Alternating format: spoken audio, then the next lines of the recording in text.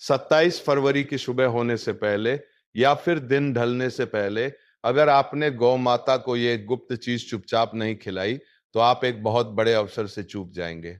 जी हाँ भक्तों, इस बार की आमल की एकादशी कोई साधारण एकादशी नहीं है, बल्कि ये वह महासंयोग है जिसका इंतजार बड़े बड़े ऋषि मुनि भी सदियों से करते आए हैं। क्योंकि हमारे शास्त्रों के अनुसार ये वही दिन है जब स्वयं भगवान विष्णु ने यह वचन दिया था कि जो भी भक्त इस दिन आंवला और गौमाता की सच्चे मन से सेवा करेगा, उसकी 7 पुश्तें राज करेंगी। मेरी बात को बहुत ध्यान से सुनिएगा, क्योंकि यह मौका सालों में सिर्फ एक बार आता है, और अगर इस बार आप चूक गए तो शायद आपको पूरी जिंदगी पछताना पड़ सकता है। आज के इस विशेष वीडियो में हम आपको वो गुप्त चीज बताने जा रहे हैं जो आपको गौ माता को खिलानी है।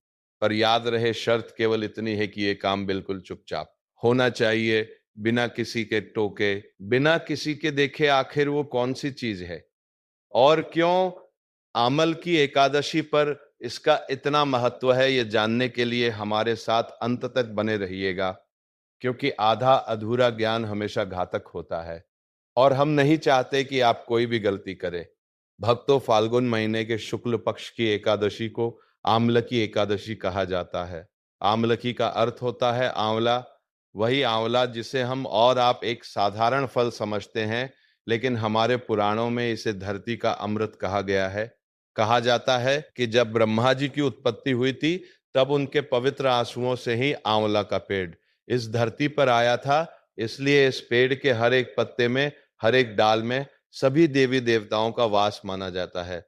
और इस विशेष दिन पर अगर आप गौ माता के मुख में वो एक गुप्त चीज डाल देते हैं, तो आपके घर से दरिद्रता और कंगाली ऐसे भागेगी जैसे सूरज को देखकर गहरा अंधेरा भागता है। परंतु सवाल यह उठता है कि आखिर गौ माता ही क्यों, कोई और पशु क्यों नहीं?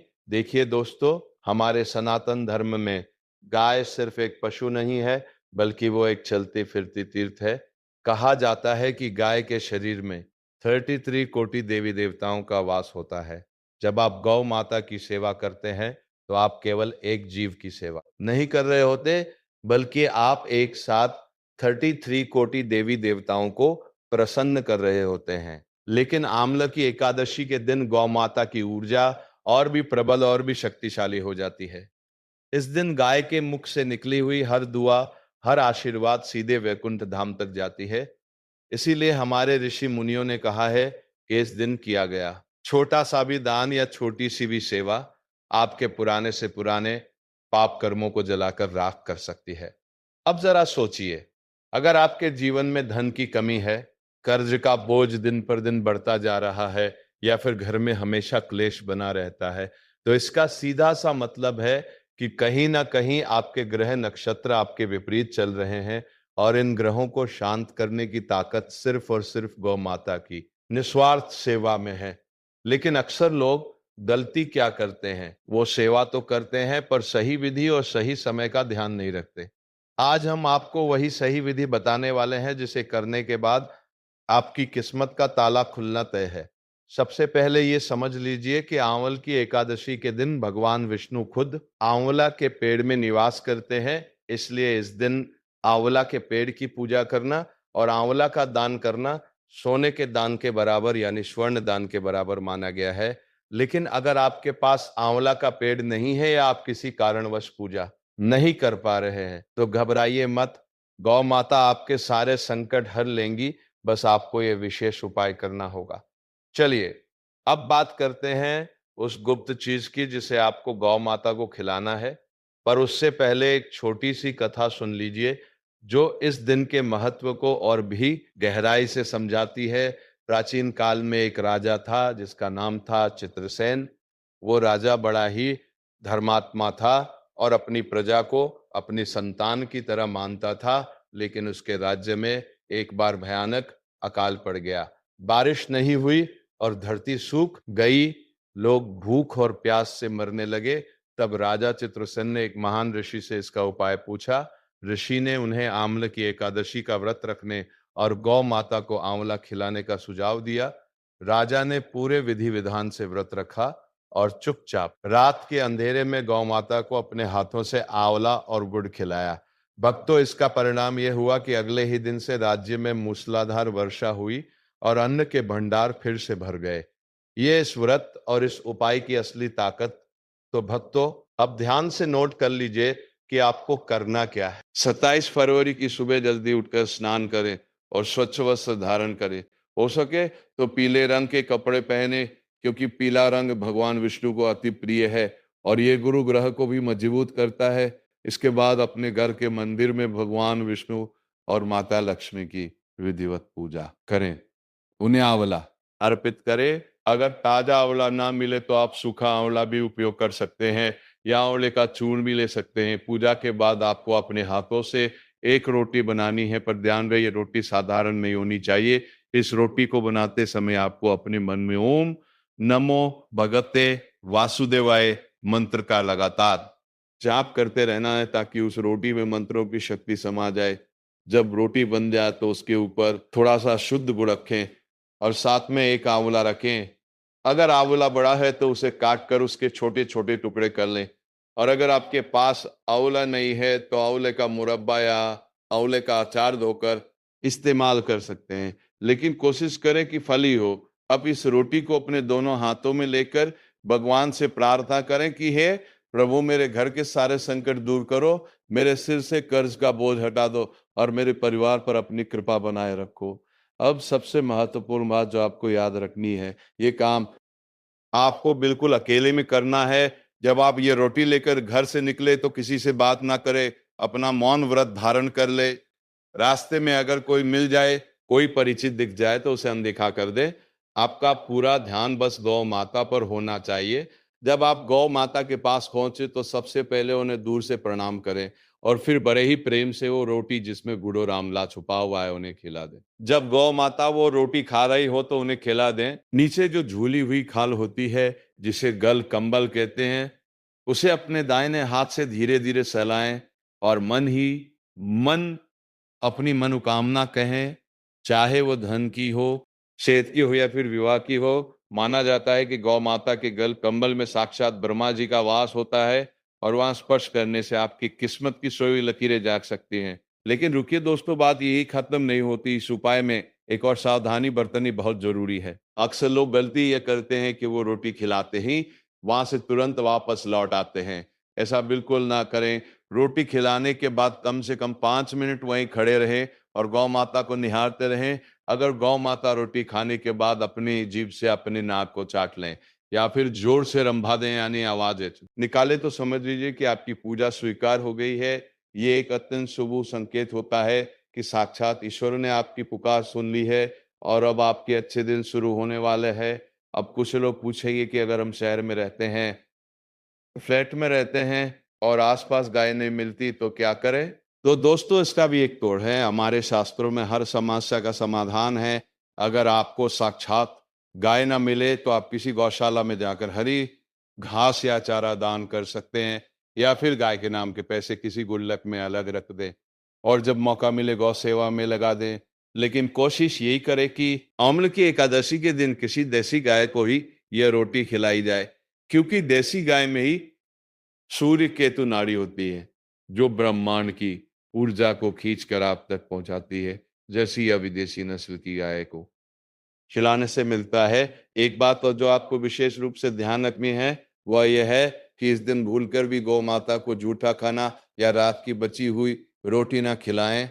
कई लोग आलस के कारण रात की बची हुई रोटी सुबह गाय को दे देते हैं। ये बहुत दिन आप तक पहुंचाती हैं। जर्सी या विदेशी नस्ल की गाय में ये नाड़ी नहीं होती, इसलिए उन्हें खिलाने से उतना लाभ नहीं मिलेगा जितना देसी गाय को खिलाने से मिलता है।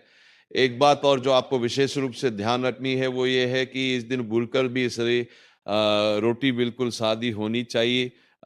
बस आटे में थोड़ा सा हल्दी मिला ले तो और भी शुभ होगा, क्योंकि हल्दी शुभता का प्रतीक है। दोस्तों, ये आंवले की एकादशी आपके जीवन का टर्निंग पॉइंट बन सकती है। अगर आप कर्ज की बोझ तले दबे हैं, नौकरी नहीं लग रही है, व्यापार में लगातार घाटा हो रहा है या फिर संतान की तरफ से परेशान है, तो ये एक छोटा सा उपाय आपकी जिंदगी की दिशा बदल देगा। शास्त्रों में लिखा है कि आंवला पाप नाशक है और गौ माता मोक्षदायिनी है।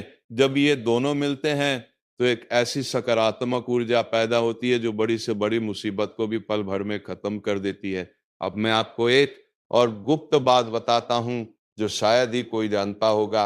अगर आप चाहते हैं कि आपकी आपकी सात पुश्ते राज करे, यानी आपके खानदान में कभी धन की कमी ना हो, तो रोटी खिलाने के बाद गौ माता के खुरों की धूल यानी उनके पैरों की मिट्टी लेकर अपने माथे पर लगा लें। हाँ दोस्तों, गौ माता के चरणों की धूल को परम पवित्र माना गया है। इसे माथे पर लगाने से दुर्भाग्य दूर होता है और सौभाग्य की प्राप्ति होती है। लेकिन ये सब करते हुए आपको किसी का टोकना नहीं चाहिए।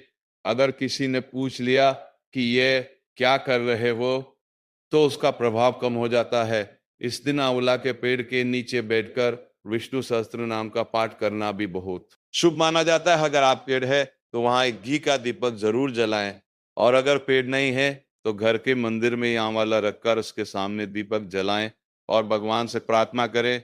ध्यान रहे, आंवला भगवान विष्णु का प्रतीक है, और इस दिन आंवला का अपमान करना या आंवला के पेड़ को काटना या तोड़ना घोर पाप माना जाता है। यहाँ तक कि इस दिन आंवला खाना माना गया है। केवल दान करना है, खुद नहीं खाना है। इस बात का विशेष ध्यान रखें दोस्तों। तो ये सारी बातें हमारे पुराणों में लिखी हुई है और हमारे पूर्वज इनका पालन करते थे, तभी वे सुखी और समृद्ध थे। आजकल की भागदौड़ भरी जिंदगी में हम इन छोटे छोटे नियमों को भूल गए हैं, जिसका नतीजा यह है कि हम मानसिक तनाव और परेशानियों से घिरे रहते हैं।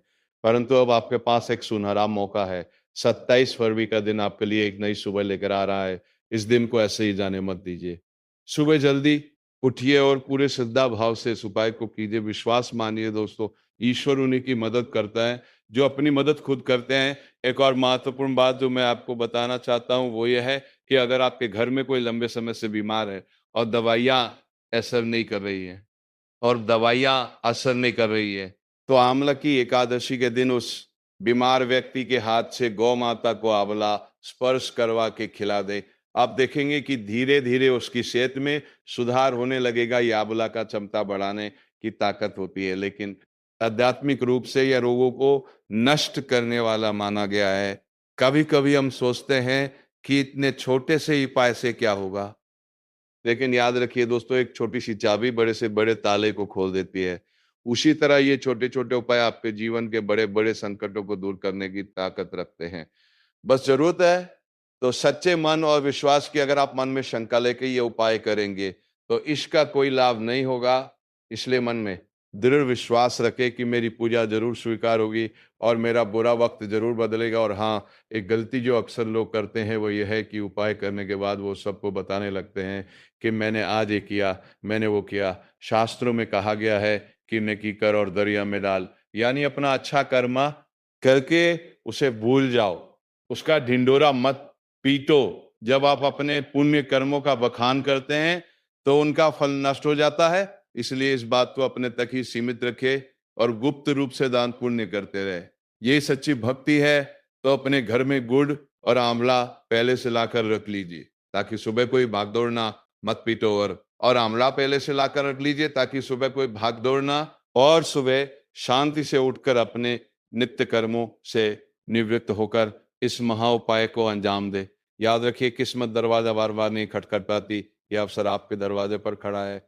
इसे अंदर आने दीजिए और अपने जीवन को खुशियों से भर लीजिए। जाते जाते एक आखिरी बात आप सुन लीजिए। अगर आप इस दिन गौ माता को रोटी नहीं खिला पा रहे हैं किसी मजबूरी के कारण, तो कम से कम किसी गरीब को अवला दान जरूर करें। नर सेवा ही नारायण सेवा है। अगर आप किसी भूखे को भोजन कराते हैं तो वो भी साक्षात ईश्वर की सेवा ही मानी जाती है। परंतु प्राथमिकता गौ माता को ही दें, क्योंकि इस दिन उनका महत्व गौ माता को ही दें। मैं आशा करता हूं कि आप इस वीडियो में बताई गई हर बात को अच्छे से समझ गए होंगे और 27 फरवरी को आम्ल की एकादशी के दिन इस उपाय को जरूर करेंगे। दोस्तों, हमारा उद्देश्य यही है कि आपके जीवन से दुख दर्द दूर हो और आप सुख शांति से अपना जीवन व्यतीत करें।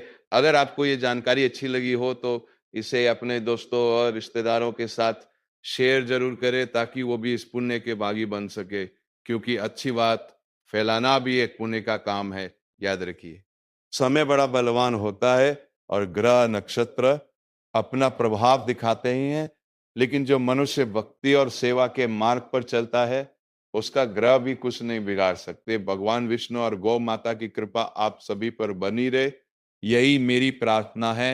अब देर किस बात की, आज से ही तैयारी शुरू कर दीजिए और मन में बस यही ध्यान रखे कि मुझे अपनी किस्मत बदलनी है और वो मैं बदल करूंगा। अंत में एक बार फिर से दोहरा दूं, रोटी में गुड़ और आंवला छुपाना मत भूलिएगा और सबसे बड़ी बात, इसे चुपचाप खिलाना है। यही इस उपाय की सफलता की कुंजी है। जय श्री हरि विष्णु। एक बात जो मैं आपको बताना भूल गया था, वो यह है कि जब आप गौ माता के पास जाएं तो कोशिश करें कि आपके पैर में जूते चप्पल ना हो। अगर संभव हो तो नंगे पैर ही गौ माता के पास जाएं, क्योंकि जहां गौ माता खड़ी होती हैं वो जगह मंदिर से कम नहीं होती और मंदिर में हम जूते पहनकर नहीं जाते। इस छोटी सी बात का भी अगर आप ध्यान रखेंगे तो आपकी श्रद्धा और भी गहरी दिखाई देगी और फल भी उतना ही शीघ्र मिलेगा। कई बार ऐसा होता है कि गाय रोटी सूंघ कर छोड़ देती है, खाती नहीं है। ऐसे में निराश ना हो, बल्कि गौ माता से प्रार्थना करें कि वो आपका भोग स्वीकार करें और फिर से कोशिश करें। अगर वो फिर भी ना खाए तो वो रोटी किसी और गाय को खिला दें, लेकिन उस रोटी को वापस घर लेकर ना आए और ना ही उसे फेंके। ये बात बहुत महत्वपूर्ण है भक्तों। आमल की एकादशी के दिन आपको अपने घर के मुख्य द्वार पर भी हल्दी और पानी से स्वास्तिक बनाना चाहिए। ये भी लक्ष्मी जी को आमंत्रित करने का एक अच्छा तरीका है। जब आप गौ माता की सेवा करके वापस घर आए तो मुख्य द्वार पर बने स्वास्तिक को प्रणाम करें और घर में प्रवेश करें। ऐसा करने से आपके साथ साथ गौ माता का आशीर्वाद भी घर के अंदर प्रवेश करेगा और घर की नकारात्मक ऊर्जा बाहर निकल जाएगी। देखिए, जीवन में उतार चढ़ाव तो आते रहते हैं, लेकिन कुछ दिन ऐसे होते हैं जो हमें इन मुसीबतों से निकलने का रास्ता देते हैं। आम्र की एकादशी वही रास्ता है, बस जरूरत है सही कदम बढ़ाने की। तो भक्तों, इसी के साथ ये कथा समाप्त होती है। बोलो राधे राधे।